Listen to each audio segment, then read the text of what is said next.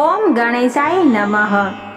નવરાત્રિના 5મા દિવસે માતા સ્કંદ માતાની પૂજા કરવામાં આવે છે. માતા સ્કંદ સિંહ પર બિરાજમાન રહે છે અને પોતાના બંને હાથમાં કમળ અને પુષ્પ ધરાવે છે.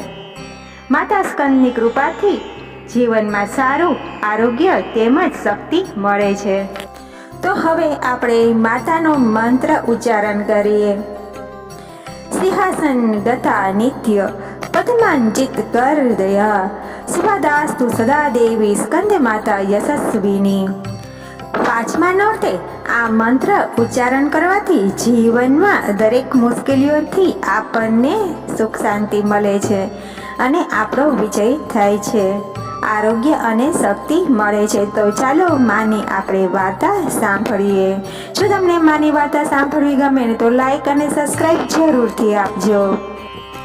ભગવાન સ્કંદ કુમાર કાર્તિક નામે પણ ઓળખાય છે. તેઓ દેવોના સુર સંગ્રામમાં દેવોના સેનાપતિ બન્યા હતા. પુરાણોમાં કુમાર શક્તિદળ કહીને પણ તેમનો મહિમા વર્ણવેલો છે.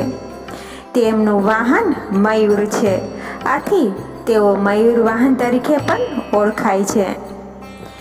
ખોળામાં બેઠા છે તેમનું વર્ણ પૂર્ણ શુક્ર છે. તેઓ કમળના આસન ઉપર બિરાજમાન છે.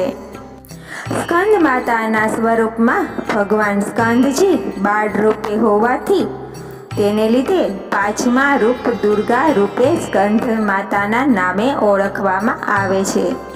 તેને ત્રિનેત્ર અને 4 ભુજા ધરાવે છે.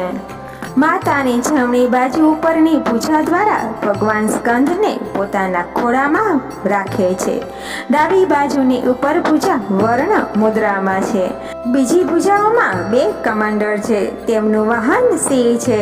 જેમને મોક્ષનો દ્વાર જોઈએ તેમને અવશ્ય સ્કંદ માતાની પૂજા, આરાધના, ઉપાસના કરવી જોઈએ. માતા સ્કંદની કૃપા થવાથી જીવનમાં સારું આરોગ્ય તેમજ શક્તિ પ્રદાન થાય છે. તો બોલો સ્કંદ માતાની જય.